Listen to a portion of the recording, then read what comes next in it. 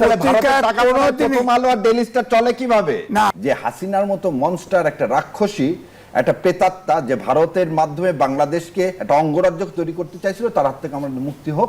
অঙ্গরাজ্য বানানোর শেখ হাসিনার ক্ষমতা নাই। এটা তো যে তারেক রহমানের মতো লোক যদি দেখা দিতে পারে 3 মাসে, কি হয়েছে 3 মাসে? আমার এখানে কি 3 মাসে আকাশ থেকে কিছু আসছে না? সেজন্য প্রধানমন্ত্রীকে ধন্যবাদ দেওয়া উচিত। শেখ হাসিনা অঙ্গরাজ্য করার বাপের ক্ষমতা আছে নাকি? আর বাপ করে দিয়ে গেছে তো। কে? আর বাপ 25 বছর। আপনার কাছে মনে হয়েছে এই দেশ স্বাধীন দেশ, এটা কোন সারা অঙ্গরাজ্য হবে না? অঙ্গরাজ্য রয়্যাল এজেন্ট সব দলের মধ্যে আছে, সেটা তো কথা না। কথা হচ্ছে র ছাড়া আমরা চলতে হবে কিনা। সব লোক সব আমরা ইন্ডিয়া এবং এবারে রয়ের সাথে যোগাযোগ রাখে বিএনপি, জামাত থেকে শুরু করে সব দল। ভারতীয় আধিপত্যবাদ মুক্ত একটা স্বাধীন বাংলাদেশ যদি আমরা চাই, তাহলে আমাদেরকে অবশ্যই ভারতের সাথে আমাদের সম্পর্ক ছিন্ন করতে হবে এবং সেই ছিন্ন সম্পর্ক প্রতিস্থাপন করতে হবে চায়না এবং পাকিস্তানের সাথে। আজকে আপনাদের মাধ্যমে একটা জিনিস বলি, আপনারা বোধহয় দেখছেন জাতিসংঘে যে আমাদের সভাপতি নির্বাচিত হয়েছে, সারা দেশ জানেন কি ইন্ডিয়া আমাদেরকে ভোট দেয়নি। জনাব এম এ আজিজ, শুরুতেই যেমনটি বলছিলাম, বিদ্যুতের দাম বাড়িয়েছে সরকার। আমরা দেখছি যে পাইকারিতে প্রায় 20% এবং গ্রাহক পর্যায়ে 16.68%। এটি কি সময় উপযোগী সিদ্ধান্ত? কিভাবে দেখছেন? ধন্যবাদ আপনাকে, শাহরিয়ার ভাইকে।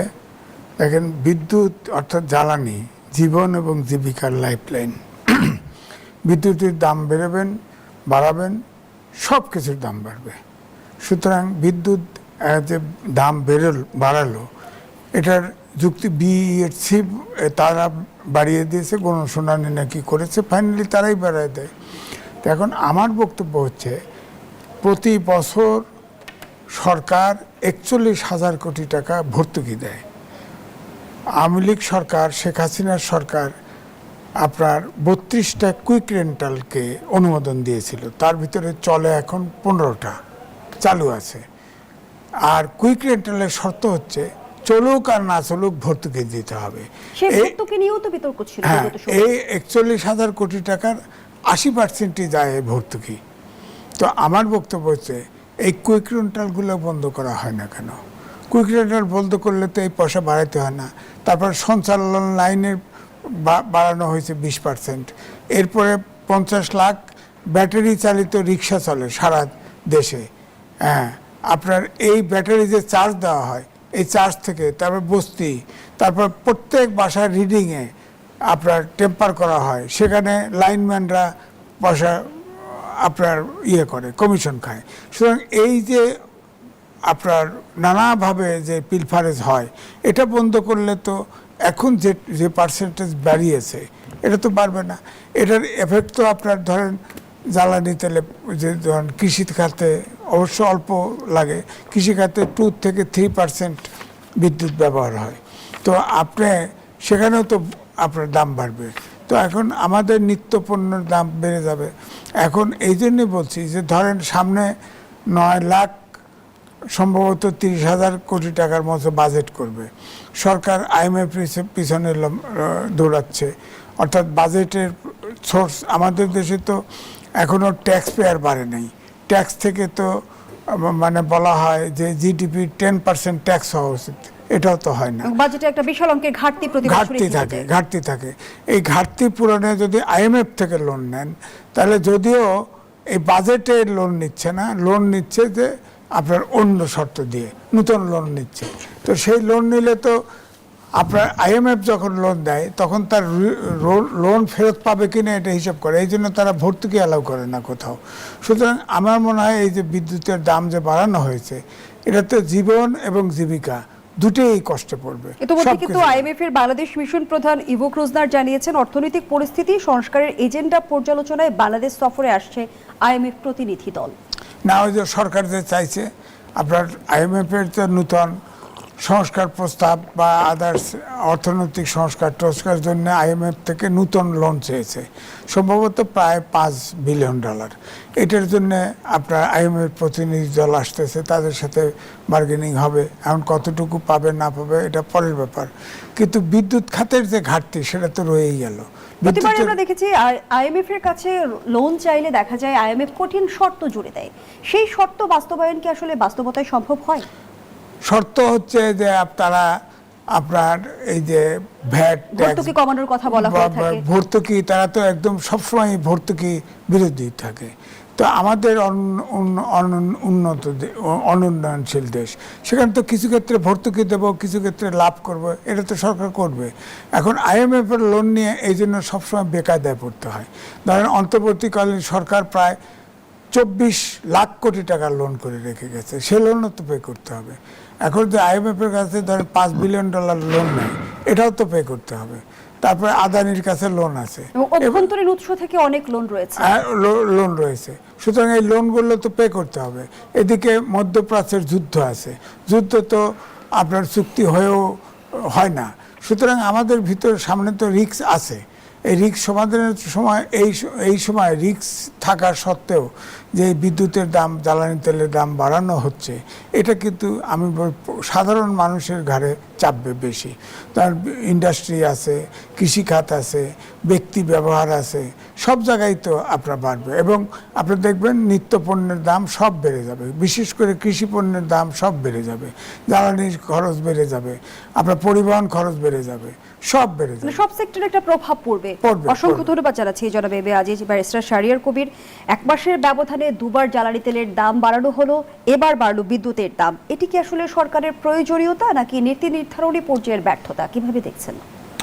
ধন্যবাদ আপনাকে। আপনার মাধ্যমে আপনার টিভির সমস্ত দর্শকদেরকে সালাম ও শুভেচ্ছা, এবং আমার বড় ভাইকেও সালাম ও শুভেচ্ছা। ভাই যা বলতেছেন আসলে ঠিক। কথা হলো কি, চোর না শোনে ধর্মের কথা।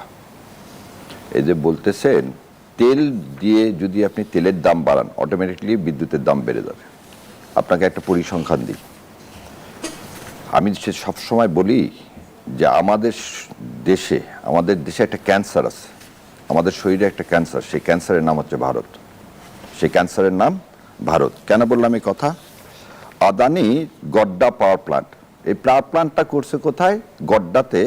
ওই পাওয়ার প্ল্যান্টটা করাই হয়েছে বাংলাদেশকে ইলেকট্রিসিটি দেওয়ার জন্য। ওখান থেকে ইলেকট্রিসিটি ইন্ডিয়ার কোথাও দিবে তার জন্য না। এবং ওখান থেকে কত পার্সেন্ট ইলেকট্রিসিটি আসে? 9% ইলেকট্রিসিটি আসেন Mitra super thermal power plant, এখান থেকে আসে আরও 8%। তাহলে 8 কত পার্সেন্ট হলো? 16%। রিলায়েন্স মেঘনাঘাট পাওয়ার প্ল্যান্ট, এখান থেকে আসে 11%। তাহলে 16 আর 11 কত হয়? 27%। ক্রস বর্ডার, যেটা ওই যে হেভি ইয়া দিয়ে আসে, সেখান থেকে যে কারেন্টটা আসে, টোটাল দেখা যাচ্ছে 38 থেকে 39% কারেন্ট নিয়ে আসতে হচ্ছে কোথায় থেকে? ভারত থেকে। এবং সেই ভারত থেকে যা নিয়ে আসা হচ্ছে সেটা হচ্ছে ডবল দামে নিয়ে আসা হচ্ছে, যেটা ন্যাচারালি, যেটা মানে যদি আমরা নেপাল থেকে বা ভুটান থেকে কিনতাম তার চেয়ে অধিক দামে কিনে আনা হচ্ছে। এর জন্য 400 থেকে 500 মিলিয়ন ডলার আপনাকে অতিরিক্ত গুনতে হচ্ছে। তার উপর আবার আছে আবার কুইক রেন্টাল। প্রশ্ন হচ্ছে যে কেন সংস্কারের কথা বলা হয়েছে? যে আমরা সর্ব সেক্টরে কি করতে চাইছি? সংস্কারের কথা বলছি। এই সংস্কারের জিনিসটা কি? জিনিসটা হচ্ছে আমরা আমাদের পায়ে দাঁড়াতে চেয়েছি। আজকে বিদ্যুতের দাম বাড়াইছেন, বিদ্যুতের দাম বাড়ালে ভাই তো অলরেডি বলে দিল যে নাভিশ্বাস উঠে যাবে। এবং এইটা সরকারের ফেলিওর ছাড়া এটা সাকসেস না। কারণ সরকার যেখানে বলছিল প্রথমে বাড়াবোই না, হঠাৎ করে নাই কথাতে বাড়ায় দিল। এই যে আজকে যেটা বাড়ানো হলো, এটা তো গণশুনানিও করে নেয়। আমি আপনাকে বলে দিই, আমি যেদিন হস্টস করে আমি যেদিন আসবো সেদিন রাতের বেলা শুনলাম যে এখনই বিদ্যুতের দাম বাড়ানো হচ্ছে। বিদ্যুতের দামের রেগুলেশনে বলা আছে গণশুনানি করতে হবে, তারপর বাড়াতে হবে। আপনি আজকে যে বাড়ালেন ইলেকট্রিসিটি, এই যে বললেন ভর্তুকি দিবেন না, ভর্তুকি দিবেন না, আপনি IMF বলছে ভর্তুকি দেবেন না। ভর্তুকি তো সর্বক্ষেত্রে দিচ্ছেন, ফ্যামিলি কার্ড থেকে শুরু করে সব কার্ডে। তাহলে আপনি ইলেকট্রিসিটি এইভাবে বাড়ায়, একদিকে ফ্যামিলি কার্ডে 2 টাকা দিলেন, আর একদিকে 2 টাকা বাড়ায় দিলেন, তাহলে লাভ কি হলো? লাভ তো হলো না। এটার নাম হচ্ছে ধোঁকাবাজি। আর যে কথাটা বললাম, ইন্ডিয়ার হাত থেকে বের হয়ে আসেন, দয়া করে। আবার যদি লাগে হারিকেন নেন, এমনিও আপনার হাতে হারিকেন ধরে যাবে সরকারের হাতে, অমনিও ধরে যাবে, কারণ সরকার তো টাকা দিতে পারবে না। আপনি যেটা ভাই বললেন যে আমাদের 10%ও তো আমাদের কি হয় না, ইনকাম ট্যাক্স এরিয়া না। আমাদের এখন মিল কারখানা কিছু চলতেছে না। আপনার গ্যাস সাপ্লাই না করার কারণে গার্মেন্টসের অর্ধেক শিল্প বন্ধ হয়ে আছে। সেই ক্ষেত্রে আপনি ইলেকট্রিসিটি বাড়ায় দিয়ে মরার উপর খরার ঘা করে দিচ্ছেন, দিয়ে আপনার পপুলারিটি কোথায় যাবে? আপনার পপুলারিটি, আপনি তো একটা, এখন তো আর ইউনিট সরকার না, এন্টিম সরকার না। এখন আপনি কি বলতেছেন? আপনি জনগণের ভোটে নির্বাচিত সরকার। নির্বাচিত সরকারের ম্যান্ডেট কি? মানুষকে বাঁচানো। এমনকি মানুষকে বাঁচানোর পরিবর্তে যে মানুষকে আপনি কি মেরে ফেলে দেওয়ার উপক্রম হচ্ছে, ইনফ্লেশন বেড়ে যাবে, এবং আপনি যে বাজেট করতে চাচ্ছেন যে টাকায়, সেই বাজেট কোথায় থেকে আপনি অ্যাকোমোডেট করবেন? এখন সেই জন্যেই আজকে এই বিদ্যুতের দাম বাড়ানো বা আপনার হচ্ছে জ্বালানির দাম বাড়ানো, এদের বলছিলেন জ্বালানির সংকট ছিল, এখন তো জ্বালানির সংকট নাই। তারপর আপনাকে শোনালাম 4টা জায়গায়, এই প্রতিটা জায়গায় বিদ্যুতের কয়লা থেকে হয়। তো কয়লা থেকে যখন হয়, কয়লার তো দাম বাড়েনি রে ভাই। আপনি যদি তেলের সংকট থাকতে পারে, কয়লার তো দাম বাড়েনি। সো এই যে আগেকার প্রিভিয়াস যে সরকারের ইচ্ছা হলো বাড়ায় দিল, ইচ্ছা হলো কেন? বুঝতে হবে সরকারের টাকা নেই, সরকারের টাকা নাই, সরকারের কোনো ব্যবস্থাপনা নাই। দেশ কিভাবে চালাবেন, we have a plan, but in fact we do not have a plan. যা আসবে সেটাকেই ফেস করব। সো এইরকম হলে তো হরিণ লুটের দেশ চলতেই থাকবে। ব্যারিস্টার শাহরিয়ার কবির, নিশ্চয়ই আপনি অবগত আছেন মমতা বন্দ্যোপাধ্যায়ের এক বক্তব্যকে কেন্দ্র করে কিন্তু আমরা দেখছি রাজনৈতিক অঙ্গনে এক ধরনের তোলপাড় চলছে, বিশেষ করে হাদি হত্যাকাণ্ডের রহস্যের জট খুলল কিনা। দেখেন, এটা নির্মম পরিহাস। আমি যখন বলি, আমার ভাইয়ের সাথে আগে একদিন একটু তিক্ত অভিজ্ঞতা হয়ে গেছে। আমি যখন বলছিলাম 71 সালের মুক্তিযুদ্ধ, এই মুক্তিযুদ্ধের মাধ্যমে একটা পরাধীন দেশ পাইছেন, একটা স্বাধীন দেশ পাননি। একটা পরাধীন দেশ পাইছেন, একটা স্বাধীন দেশ পাননি। আর আমার ভাই হচ্ছে অনেক মানে সেই আমলের সাংবাদিক, উনি বোধহয় 2টা নাম খুব ভালো জানেন। একটা নাম হচ্ছে চিত্তরঞ্জন সুতার, আর একটা হচ্ছে কালিদাস বৈদ্য। এই 2টাই ছিল 70 সালের এমপি আওয়ামী লীগের, এবং এই 2জনারই অভিন্ন লক্ষ্য ছিল 62 সাল থেকে কিভাবে পূর্ব পাকিস্তানকে আলাদা করে পশ্চিমবঙ্গের সাথে এক করা যায়, পশ্চিমবঙ্গের সাথে এক করা যায়। এবং গতকালকে আমি অনেকগুলো টক শো দেখলাম, কিছু অনেকেই বলতেছে কেন হাদিকে মেরে ফেলে দেওয়া হলো, এবং ইন্ডিয়া কেন হাদিকে মেরে ফেলে দিতে যাবে। শোনেন, হাদিকে মেরে ফেলে দেওয়া হলো এই কারণেই যে এবারে আন্দোলনটা করছে কারা? যুব সমাজরা। এবং এবারে আন্দোলনটা ছিল ভারতীয় আধিপত্যবাদের বিরুদ্ধে, এবং এই ভারতীয় আধিপত্যের বিরুদ্ধে যে যে সন্তানেরা অগ্রগামী ছিল তার মধ্যে হাদি একটা ছিল। সো ইন্ডিয়া এটা প্রমাণ করতে চাইছে যে তোমরা আজ ভারতীয় আধিপত্যবাদ হাসিনাকে ফেরায় দিছো, কিন্তু আমার র কিন্তু তোমার সর্বক্ষেত্রে আছে, রক্তে রক্তে ধমনীতে তো আমার র আছে। চাইলে আমি যে কাউকে যে কোনোভাবে কি করতে পারি, মেরে ফেলে দিতে পারি। কেন? ইন্ডিয়া একটা সন্ত্রাসী রাষ্ট্র, একটা টেরোরিস্ট কান্ট্রি। ইন্ডিয়া একটা টেরোরিস্ট কান্ট্রি। কেন এই কথা বললাম? দেখেন, হোসেন শহীদ সোহরাওয়ার্দী 1947 সালে যখন কলকাতায় দাঙ্গা হয়, সেজন্য হোসেন শহীদ সোহরাওয়ার্দীকে দায়ী করা হয়েছিল। সেই জন্য বৈরুতে 1963 সালে হোসেন শহীদ সোহরাওয়ার্দীকে তার হোটেলে মেরে ফেলে দিয়ে সেটা কি বললো, হার্ট অ্যাটাক বলে দিল। সে মৃত্যুর আজ পর্যন্ত তদন্ত হয়নি। আসেন বিডিআর হত্যাকাণ্ড, বিডিআর হত্যাকাণ্ডে যে সংযোগ, এটা কে? সাগররুনি বের করে ফেলছিল। সাগররুনির কাছে সেই প্রমাণ ছিল, সেই দলিল ছিল। সেই জন্য কি হলো, সাগররুনিকে মেরে ফেলে দেওয়া হলো। জহির রায়হানের কাছে ডকুমেন্ট ছিল 1971 সালে ডিসেম্বর মাসে কিভাবে মুক্তিযোদ্ধারা এবং বুদ্ধিজীবীদেরকে এবং ইন্ডিয়া হত্যা করছে, তার ডকুমেন্ট ছিল জহির রায়হানের কাছে। জহির রায়হানকে হত্যা করে দেওয়া হয়েছে। মরহুম রাষ্ট্রপতি আমাদের মানে খালি সম্মান শ্রদ্ধেয় নয়, এদেশের ভারতীয় আধিপত্যবাদের বিরুদ্ধে কণ্ঠস্বর শহীদ রাষ্ট্রপতি জিয়াউর রহমান, তাকে পর্যন্ত হত্যা করা হয়েছে। কে হত্যা করছে? হত্যা করছে। যদি কেউ বিশ্বাস না করে, আবু রুশদের বইটা পড়েন। এবং আজ পর্যন্ত এটা চ্যালেঞ্জও হয়নি। আজ পর্যন্ত জিয়াউর রহমানের বিচার করা হয়নি, সাগররুনির বিচার করা হয়নি, আজকে বিডিআর হত্যার বিচার করা হয়নি। কি অদৃশ্য কারণে বিচার করা হয় না? কি অদৃশ্য কারণ? অদৃশ্য কারণ একটাই, যে আমরা কিছু মানে বুদ্ধিজীবী পাই। এখানে আমি খুব অবাক হলাম যে সাংবাদিকদেরকে, এখানে লেখা আছে প্রতিটা সাংবাদিককে ভারতের পক্ষে বলার জন্য প্রতি মাসে ভাতা দেওয়া হয়। এই বইতে আছে সাংবাদিকদেরকে, এদেশের বুদ্ধিজীবীদেরকে, তাদের বয়ানটা কি হবে জানেন? ভারতের সাথে লাগা যাবে না, বৃহৎ রাষ্ট্র, ভারত ছাড়া বাংলাদেশ চলবে না। তার মানে যারা বলে ভারত ছাড়া বাংলাদেশ চলবে না, তারা হচ্ছে গাদ্দার, তারা হচ্ছে মীর জাফরের বংশধর। আমাদের সঙ্গে কিন্তু সিনিয়র সাংবাদিক আছে, আমি এই মন্তব্যটি নিয়ে আপনার কাছে আবারও ফিরতে চাই। জনাব এম এ আজিজ, আসলে কি ভারতের তরফ থেকে ভারতের পক্ষে বলার জন্য কোনো ভাতা দেওয়া হয়, যেমনটা অভিযোগ করছে ব্যারিস্টার শাহরিয়ার কবির? এটা উনি যেগুলো বলছে, এটা আমার কাছে কোনো প্রমাণ নাই, আমার কাছে অন্তত প্রমাণ নাই।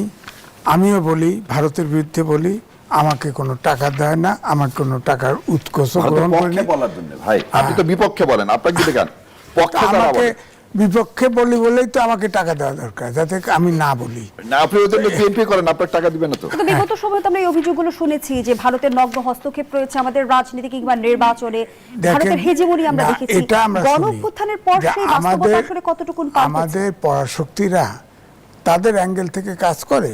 ধরেন ভারতের সিআইএ, কেজিবি, এরা তো অনেককে হয়তো ঘুষ টুস দেয়। যেমন বলা হয়েছে না যে এবার যে অভ্যুত্থানে বলা হয়েছে না আমেরিকা টাকা দিছে, কত হাজার কোটি টাকা বিতরণ করছে বলা হয়েছে তো। এবং এই জন্য ডক্টর মোহাম্মদ ইউনূস বলছে না যে এটা প্রি প্ল্যান্ড অভ্যুত্থানটা, এটা এমনি এমনি হয় নাই। হ্যাঁ, তো এই জন্যই বলছি যে টাকা হ্যাঁ দিতে পারে, কিন্তু এই টাকার গন্ধ জীবনে এক পয়সা চুরি করি নাই, গন্ধ পাইও নাই আমি। আমার কাছে প্রমাণ নাই, যেটা প্রমাণ নাই সেটা আমি বলতে পারবো না। তবে আমি শুনেছি, যেমন ধরেন বাংলাদেশ ব্যাংকের ফান্ড, এই ফান্ড থেকে তো টাকা নিছে। এই যে আপনার সুজনের সম্পাদক বদিউল আলম সাহেব এবং আপনার এনসিপির নেতারাও টাকা পাইছে, তো কেউ কেউ টাকা পাইছে।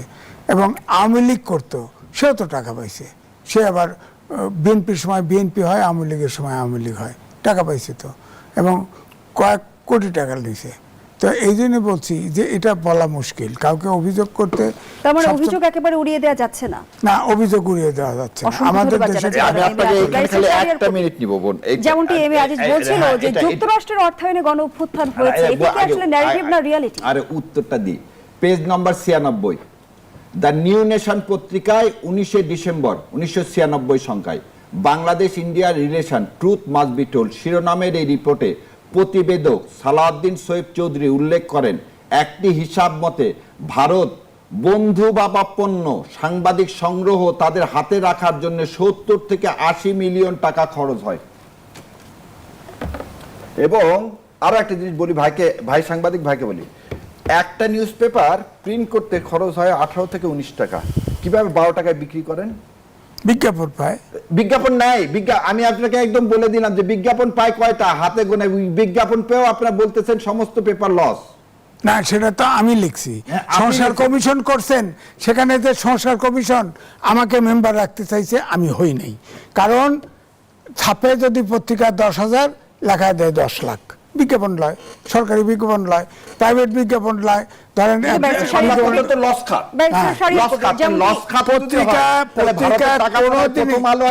চলে কিভাবে না? পত্রিকার কথা বললেন, টাকা দেওয়ার কথা, তাহলে তো বিএনপির জনাব প্রধানমন্ত্রী বলছেন কি যে আজকে আমাদের যে লড়াই সংগ্রাম 17 বছরে, সেই লড়াই সংগ্রামের ফলে তো কি এই 24শে অভ্যুত্থান। এই বিষয়ে তো আপনি একমত বোধহয়। লড়াই সংগ্রামে যদি হয়ে থাকে তাহলে টাকা কেন? আপনি সবাই তো রেজিম চেঞ্জ করতে চাইছি, আমরা চাইছি একটা ভারতের আধিপত্যবাদ বিরোধী একটা বাংলাদেশ, এটা তো আমরা সবাই চাইছি। তার টাকা লাগবে কেন? আর আপনি যাদের কথা বলতেছেন আমি তাদের কথা জানি না। এইটা আমার আপনার প্রাণের দাবি ছিল কিনা যে হাসিনার মতো মনস্টার, একটা রাক্ষসী, একটা প্রেতাত্মা যে ভারতের মাধ্যমে বাংলাদেশকে একটা অঙ্গরাজ্য তৈরি করতে চাইছিল, তার হাত থেকে আমাদের মুক্তি হোক। ছিল অঙ্গরাজ্য বানানোর শেখ হাসিনার ক্ষমতা নাই। শেখ হাসিনা অঙ্গরাজ্য বানাতে চাইছিল, কথা বলেন কেন? বানায়নি। হাসিনা কোন আপনি বলেন 20টা চুক্তি সমঝোতা স্মারক করছে, সব আপনার ভারতের অনুকূলে। কোনটা? আমি লিখেছি ট্রানজিট নিচে করিডোর হিসাবে। করিডোর আসলে ট্রানজিট দিয়ে দিয়েছেন আপনি। হ্যাঁ, এখন দিলেন, তার জন্য সেজন্য তো আপনাকে তাকে সরালেন। আর কি অঙ্গ? সেটা তো মুখ্যমন্ত্রী। ভারতের কথার বাইরে তার চলার কোনো ক্ষমতা ছিল? এটা আপনি বলেন তো। আজকে জনাব তারেক রহমান যেভাবে দেশ চালাচ্ছে, এইভাবে 17 বছর একটা সিদ্ধান্ত নেওয়ার ক্ষমতা ছিল। আজকে বিডিআর দেখেন বর্ডারে কিভাবে আমার সন্তানদেরকে রক্ষা করতেছে, 17 বছরে ছিল। তাহলে আপনি তাকে মুখ্যমন্ত্রী বলবেন না, তাকে অঙ্গরাজ্য বলবেন না, কি বলবেন? আপনি বলেন 3 মাসে যদি জনাব তারেক রহমান এটা দেখাতে পারে যে আমার বিডিআর মাঝখানে বেড়া দিচ্ছে, সে বেড়া তুলে ফেলে দিচ্ছে না, দেয়নি ভাই। গত 17 বছর আপনি এটা দেখছেন, তারপর তাকে আপনি অঙ্গরাজ্য বলবেন না, তাকে মুখ্যমন্ত্রী বলবেন না? এটা তো যে তারেক রহমানের মতো লোক যদি দেখা দিতে পারে 3 মাসে, কি হয়েছে 3 মাসে? আমার এখানে কি 3 মাসে আকাশ থেকে কিছু আসছে না? সেজন্য প্রধানমন্ত্রীকে ধন্যবাদ দেওয়া উচিত আমার আপনার সবার। এবং উনি যে মুখ্যমন্ত্রী, উনি যে দেশ বিক্রি করে দিয়ে গেছে, এই সত্য কথাটা আমাদের বলা উচিত, তাই না? এবং এই যে আমার আপনার সবার হচ্ছে কি রন্ধে রন্ধে দেশে কেন হাদির মতো ছেলে পেলেদেরকে মেরে ফেলে দেওয়া হলো? কারণ আমরা ভারতের বিরোধিতা করি, আপনি ভারতের বিরোধিতা করেন, আমি করি। আমাদের জীবনকে কার জন্য হুমকি স্বরূপ? ভারতের কাছে তো হুমকি স্বরূপ। ভারত ছাড়া আমরা রয়ের এজেন্ট সব দলের মধ্যে আছে, সেটা তো কথা না। কথা হচ্ছে র ছাড়া আমরা চলতে হবে কিনা, সব লোক সব যায়। আমরা ইন্ডিয়া এবং এবারে রয়ের সাথে যোগাযোগ রাখে বিএনপি, জামাত থেকে শুরু করে সব দল। যদি এটা কই লাগে? শেখ হাসিনা অঙ্গরাজ্য করার বাপের ক্ষমতা আছে নাকি? ওর বাপ করে দিয়ে গেছে তো। কে? ওর বাপ 25 বছর। আপনার কাছে মনে হয়েছে এই দেশ স্বাধীন দেশ? এটা কোন সারা অঙ্গরাজ্য হবে না। অঙ্গরাজ্য ছিল। আপনারা মুক্তিযোদ্ধারা কি করছেন সেদিন? কি মুক্তিযোদ্ধা কি বলছে? মুক্তিযোদ্ধারা সব ইন্ডিয়াকে ইনফর্ম করছেন। আর কয়টা যুদ্ধ করছেন আপনি? সেদিন তো 16 ডিসেম্বর স্যারেন্ডারি করলেন ইন্ডিয়ার কাছে, দেশটা তো বিক্রি করে দিলেন ইন্ডিয়ার কাছে। তাহলে 30 লাখ রক্ষী বাহিনী মুক্তিযোদ্ধাদেরকে হত্যা করলো কি কারণে? রক্ষী বাহিনীর মধ্যে ভারতের বাহিনী ছিল কি জন্য ভাই? আপনি তো মুক্তিযোদ্ধা বলেন এগুলো। ব্যারিস্টার শাহরিয়ার কবির, 30 লক্ষ মানুষ যে প্রাণ দিয়েছে, 30 লক্ষ মানুষ জীবনেও প্রাণ দেয়নি। 30,000 হোক, চাই 30, আপনি আমার বলেন। আর উনি বলুক, মুক্তিযোদ্ধার যে লিস্টটা দিচ্ছে মুক্তিযুদ্ধ মন্ত্রণালয়, সেখানে কত হাজারের লিস্ট আছে? হাজার, লাখ না। মানুষ প্রাণ দেয়নি, অসম্ভব। কারণ সিরাজুল আলম খান সাহেবের যে বিবিসির যে সম্পাদক সিরাজুল ইসলাম সাহেব, তার যে ইয়াতে সে বলছে 3 লাখ, সেটাকে শেখ মুজিব বানাইছে 30 লাখ। যেমন এখন বানানো হয় যে কি, যে না না মারাই জানি, হেলিকপ্টার কি বলেন, প্রশ্ন করেন। যেমনটি শাহরিয়ার কবির বলছিল যে 30 লক্ষ মানুষ কখনই প্রাণ দেয় না, এই বিতর্কে আমি অংশগ্রহণ করব না। কারণ হচ্ছে এই দেশ ভারতের কোনোদিন অঙ্গরাজ্য হবে না। এটা বাংলাদেশ স্বাধীন দেশ, রক্ত দিয়ে দেশ তৈরি করা হয়েছে। এই বাংলাদেশ স্বাধীন, এবং এই দেশের যারা সরকার তারাও আমরা চাই যে স্বাধীন হোক, সবগুলো দল হোক। পার্লামেন্ট আছে, কথা বলে না কেন? বিরোধী দল আছে, কথা বলে না কেন? কথা বলুক, সবাই কথা বলুক। বলেন, আমরা যদি স্বাধীন দেশ হই, ইন্ডিয়া যে জিয়া রহমানকে মেরে ফেলে দিল, এই বিষয়কে আপনি অস্বীকার করবেন? আপনি তো একটা সিনিয়র সাংবাদিক, বলেন এই যে এইখানে যে যত কথা বলা আছে, ইন্ডিয়ার যেদিন তালপট্টি নিয়ে দ্বন্দ্ব হলো, আমরা জিয়া রহমান সাহেবকে তো ইন্ডিয়া মেরে ফেলে দিচ্ছে, এই বিষয়ে কি আপনি দ্বিমত করেন? আপনি কি দ্বিমত করেন বেগম খালেদা জিয়াকে তিলে তিলে নিঃশেষ করে দিচ্ছে ইন্ডিয়া? আপনি কি এটা দ্বিমত করেন যে শেখ হাসিনা এই দেশটাকে তিলে তিলে শেষ করে আর একটা সিকিম বানাতে চাইছে? আপনি কি এটা অস্বীকার করেন যে ভারত কোনোদিন আমাদের বন্ধু রাষ্ট্র ছিল না? আপনি কি অস্বীকার করেন আমরা একটা স্বাধীন রাষ্ট্র হিসাবে যে যুদ্ধ করছি, সেই যুদ্ধের ফল আমরা পাইনি গত 53 বছর? আপনি কি এটা অস্বীকার করেন এদেশের মা ও মাটির মানুষেরকে আপনি পাখির মতো গুলি করে বর্ডারে ঝুলায় রাখবেন কাঁটাতারের বেড়ায়? এটা কোনো বন্ধুভাবাপন্ন? ওনার কাছে প্রমাণ আছে। তবে একটা কথা বলতে পারি, আমাদের স্বাধীনতার যুদ্ধের কোনো ইতিহাস এ পর্যন্ত সঠিকভাবে লেখা হয় নাই। হাসান হাফিজুর রহমানকে দিয়ে শহীদ প্রেসিডেন্ট জিয়া রহমান একটা ইতিহাস লিখেছিল, সেটা মোটামুটি কয়েক খণ্ডে দাঁড়াইছিল, কিন্তু সেটাও অ্যাকসেপ্টেবল হয় নাই। অর্থাৎ আমাদের স্বাধীনতা যুদ্ধে কতজন শহীদ, কতজন বীরাঙ্গনা, কতজন মুক্তিযোদ্ধা, কোনো ইতিহাস সঠিক তদন্ত করে কোনো নাই। এটা আমি আগেও বলেছি, এখনও বলি। আমরা ধরেন এই যে মুক্তিযোদ্ধা এখন ভাতা নেয়, ভাতায় মুক্তিযুদ্ধ করছিস দেশের জন্য, তুই ভাতা নিসকে ফকিরের ভিতরে, আবার এটা 2.25 লক্ষ লোক। আরে মুক্তিযোদ্ধা হোসেন মোহাম্মদ এরশাদের সময়ে একটা জরিপ হয়েছিল সারা দেশে, সে পাইছিল 85,000 প্রকৃত মুক্তিযোদ্ধা। সে এটা ঘোষণা করে নাই সে কারণ দেশ স্বাধীন হওয়ার পরে পাকিস্তান থেকে আইছে, তারও তো রাজাকার খ্যাত আছে, বা মানুষ বলবে সে রাজাকার, এই জন্য দিচ্ছে, এই জন্য সে ঘোষণা হয়নি। আবার কেউ কেউ নিজেকে শিশু মুক্তিযোদ্ধা হিসেবেও তো দাবি করছে। সেটা তো অনেকে মুক্তিযোদ্ধা হইতে চায়, কিন্তু মুক্তিযুদ্ধ বিরোধিতা করে, আবার মুক্তিযোদ্ধা খেতাব নিতে চায়। হ্যাঁ, আমি সুশীল মুক্তিযোদ্ধা, আমি বৃদ্ধ মুক্তিযোদ্ধা, ইত্যাদি ইত্যাদি। এবং আমি মুক্তিযোদ্ধা ছিলাম সবচাইতে কনিষ্ঠ, আমার চাইতে ছোট মুক্তিযোদ্ধা এখন রাস্তাঘাটে পাওয়া যায়। আপনারা কি করবেন? কি করবেন? আমি ইন্টারমিডিয়েট ফাইনাল ইয়ারের ছাত্র ছিলাম, এবং আমি ইন্ডিয়াও গেছি, আমি দেখছি আমি সবচেয়ে ছোট, আমার চেয়ে ছোট নাই। এখন তো হাঁটতে গেলেও মুক্তিযোদ্ধা পাওয়া যায়, এখন কী করবেন আপনি? তো এই জন্য কোনো জরিপ তো নাই কোনো ক্ষেত্রে। মুক্তিযুদ্ধের ইতিহাসটা পর্যন্ত আজকে কোনো সরকার লিখলো না, যার ফলে বিতর্ক আছে, এতে কোনো সন্দেহ নেই। এবং শোনা যায় যে 30 লাখ শহীদ হয়েছে, এটা শোনা যায় যে ব্রিটেন এয়ারপোর্টে এসে একজন বলছে যে 3 লাখ, 3 মিলিয়ন করে ছেড়ে দিছে, তো হয়ে গেছে ওইটাই যা বলছি বাস হয়ে গেল। তো এভাবে তো হয় না। এখনো আপনি যদি সারা দেশে জরিপ করেন, আপনি একাধিক গোয়েন্দা সংস্থা লাগান, কতজন মুক্তিযোদ্ধা, কতজন শহীদ, কতজন বীরাঙ্গনা, কতজন রাজাকার সব বের করতে পারবেন। কিন্তু কোনো সরকার দায়িত্ব নেয় না, আসে সরকার চালানোর চেষ্টা করে। কিন্তু কেউ তো মুক্তিযুদ্ধের ইতিহাসটা সঠিক না রাখলে তো বিতর্ক থাকবেই, সে বিতর্ক আছে। তবে যেটা অঙ্গরাজ্য করা, শেখ হাসিনা ক্ষমতা নেওয়ার পরে, অর্থাৎ প্রথমে ইলেকশন করে ক্ষমতায় নিছে, নেওয়ার পরে তো ইলেকশনই হয় নাই। তো সে ক্ষমতায় থাকার জন্যে আপনার ওই বললাম 20টার মতো চুক্তি সমঝোতা স্মারক করছে, সব ভারতের অনুকূলে। সে বলছে না সেন্ট মার্টিন দ্বীপ দিলে আমি ক্ষমতায় থাকতে পারি। এখন তো চুক্তি হয়েছে, আমেরিকার সাথে চুক্তি হয়েছে। আমেরিকার জেট ফাইটার তো আমাদের যে কোনো জায়গায় নামতে পারবে, যে কোনো জায়গায় ভ্রমণ করতে পারবে, যে কোনো ঘাঁটিতে নামতে পারবে। তো কথা কি দাঁড়াইলো? কেউ তো আমরা কম না। এই জন্য দেশের প্রতি মেমত্ব কাদের আছে এটা বের করা খুব অসংখ্য মুশকিল। ধন্যবাদ জানাচ্ছি জনাব A B Aziz. Barrister Shahriar Kabir, আজ বেনাপোলের সীমান্ত এলাকা পরিদর্শনে গিয়ে নাসিরউদ্দিন পাটোয়ারি বলেছেন, ভারত খনি রাষ্ট্র এবং বিএসএফ খনি বাহিনী, সীমান্তে বাংলাদেশিদের হত্যার দায়ে ভারতের বিরুদ্ধে আন্তর্জাতিক আদালতে মামলা করা উচিত। সেই বাস্তবতা রয়েছে কি? দেখেন, নাসিরউদ্দিন পাটোয়ারি, প্রথমে দুইটা জিনিস বলি। বিপ্লবীরা যদি বিপ্লবীর মধ্যে না থাকে, নাসিরউদ্দিন পাটোয়ারি আজকে গেছেন কোথায়? বেনাপোলে গেছেন। বেনাপোলে কি জন্য যাবেন উনি? বেনাপোলে কি কোন লোক মারা গেছেন? বেনাপোলে কাঁটাতারে কারো দেহ ঝুলছে? না। শোনেন, political stand by something different. আপনি ভারতেও, আমি 3টা জিনিসের দাবি করে আসতেছি সবসময়। এক, ভারতীয় দূতাবাস ঢাকার বাইরে একটাও থাকার দরকার নাই। ভারতীয় দূতাবাস একটা মাত্র থাকবে ঢাকায়, তার বাইরে থাকার দরকার নাই। এটা হওয়া উচিত সবার। বাংলাদেশে যত ভারতীয় চাকরি করে সবার ওয়ার্ক পারমিট বাতিল করে এ দেশ থেকে তাদেরকে সরায় দিতে হবে। 3, ভারতের সাথে বাণিজ্যিক যত চুক্তি আছে সে চুক্তি বাতিল করতে হবে। আমাকে বলেন তো, আপনার এনসিপি এগুলো একটা কথাও বলতেছে কিনা? মাহমুদুর রহমান আমার দেশের বলতেছে, আমরা বলতেছি।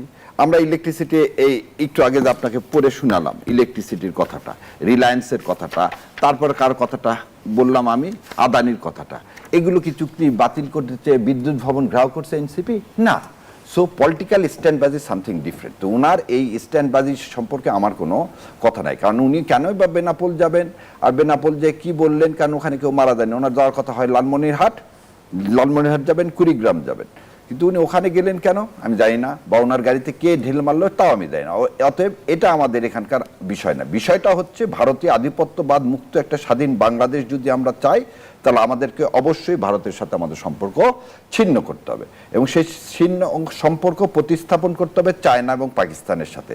আজকে আপনাদের মাধ্যমে একটা জিনিস বলি, আপনারা বোধহয় দেখছেন জাতিসংঘে যে আমাদের সভাপতি নির্বাচিত হয়েছে, সারা দেশ জানেন কি ইন্ডিয়া আমাদেরকে ভোট দেয়নি, পাকিস্তান ভোট দিছে।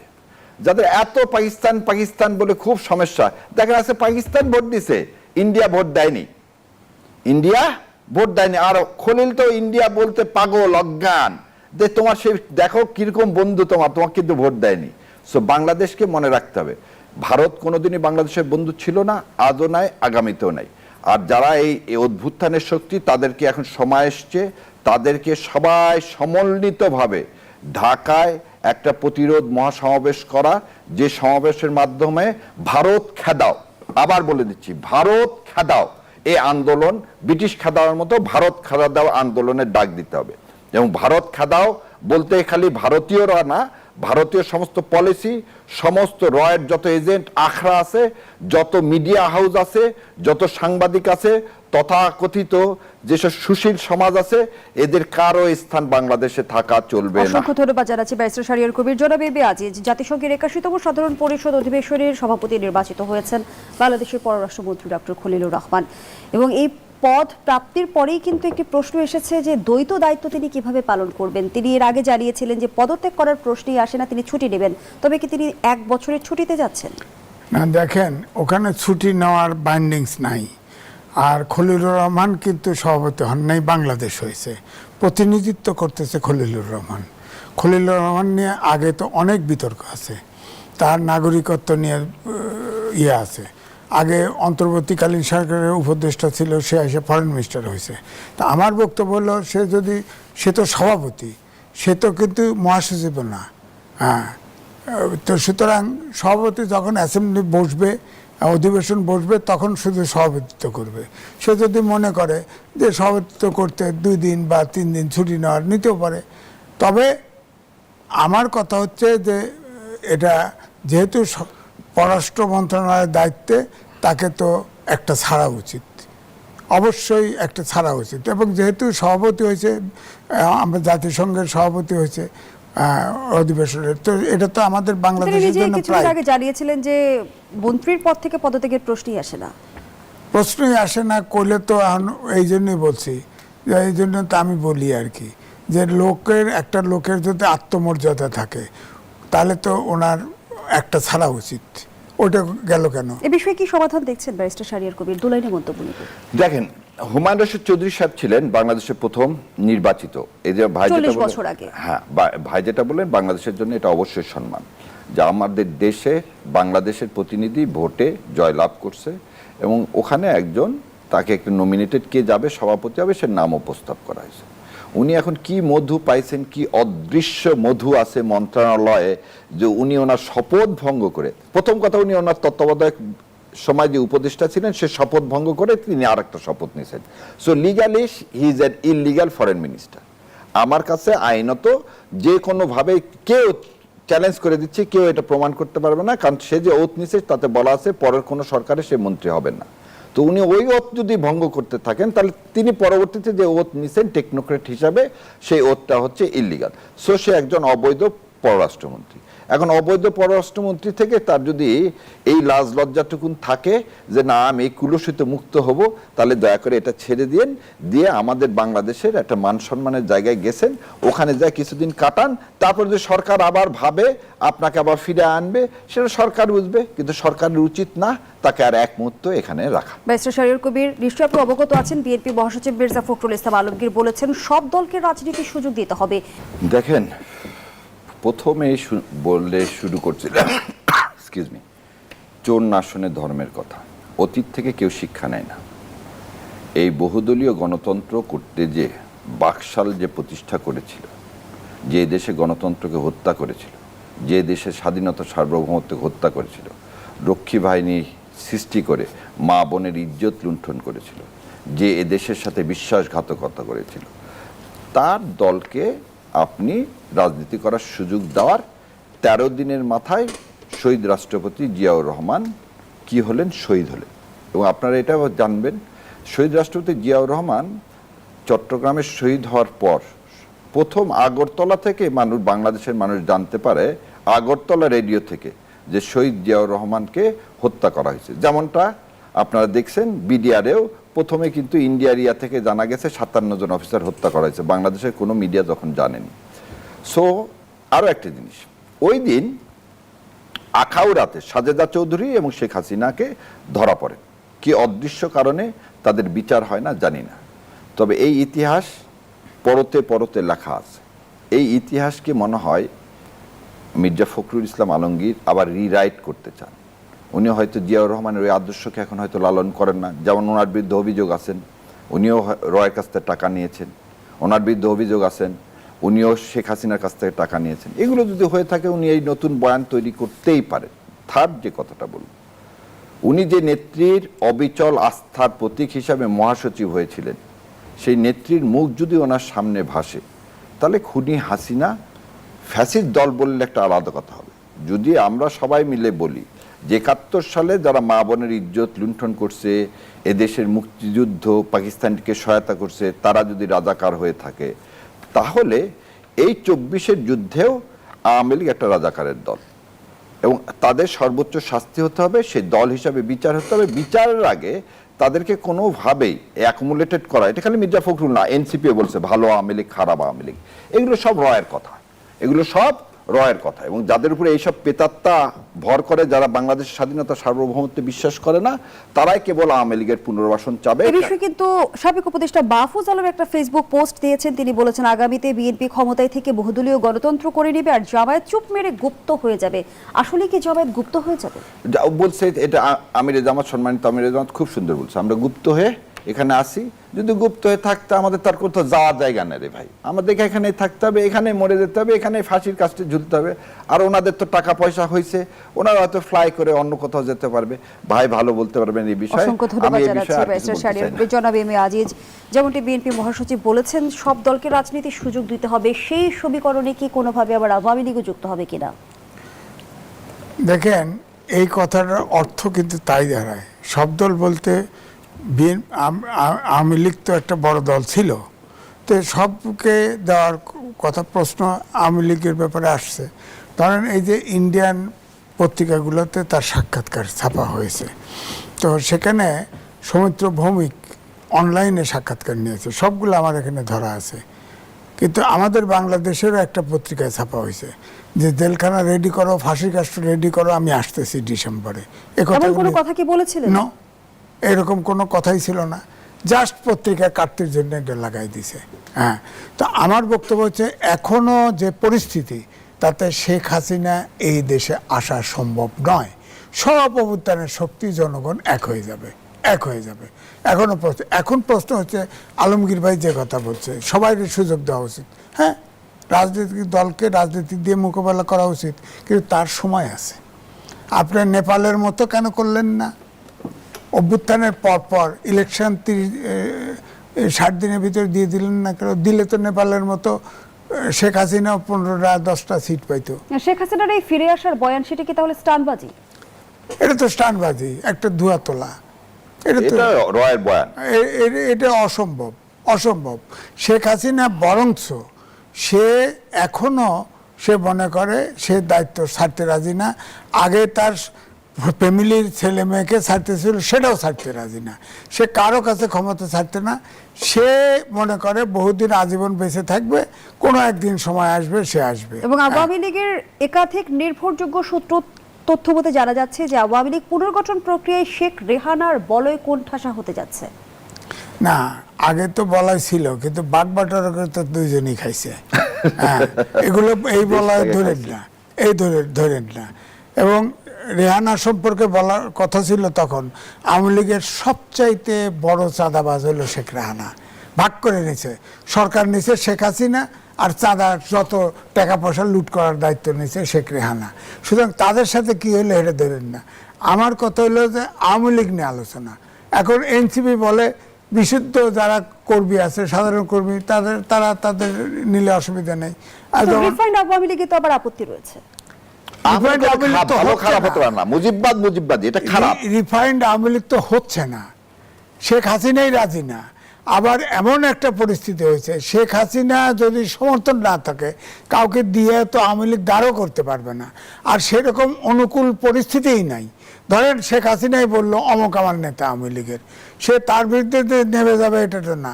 এখন ধরেন একটা লোক মারা যায়, মারা গেলেও ওখানে যাওয়া স্লোগান দেয় জয় বাংলা, জয় বাংলা, তো তখন গ্রেপ্তার করবে না। আওয়ামী লীগ নিষিদ্ধ, আওয়ামী লীগ নিষিদ্ধ থেকে সন্ত্রাসবিরোধী আইন করেছে। এটা একটা ওপেন এন্ডেড কালো আইন হয়েছে না? ধরেন এখন জামাত এনসিপি রাস্তায় নামলো, আইন শৃঙ্খলা পরিস্থিতি অবনতি ঘটলো, বিএনপি 2/3 মেজরিটি নিষিদ্ধ করে দিতে পারে এই আইন দেয়া। আবার ধরেন জামাত ক্ষমতায় আসলো, বিএনপিকে নিষিদ্ধ করতে পারে।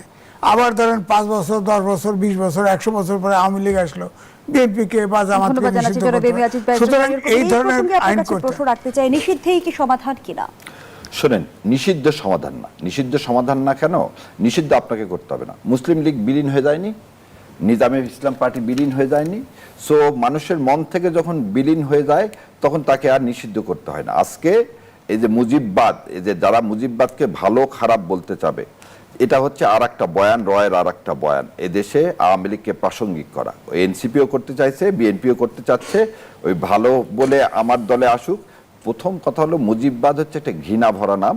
মুজিববাদ হচ্ছে এদেশের স্বাধীনতা সার্বভৌমত্ব ভুলণ্ঠিত করা একটা নাম। সেই নাম, সেই দল এদেশে অপ্রাসঙ্গিক। এবং যারা প্রাসঙ্গিক করতে চাইবে তারা অপ্রাসঙ্গিক হয়ে যাবে। আর দ্বিতীয় যে কথাটা আপনাকে বলতেছি যে এই এক্সিকিউটিভ অর্ডার দিয়ে কাউকে আপনি কি করেন না, নিষিদ্ধ করেন না।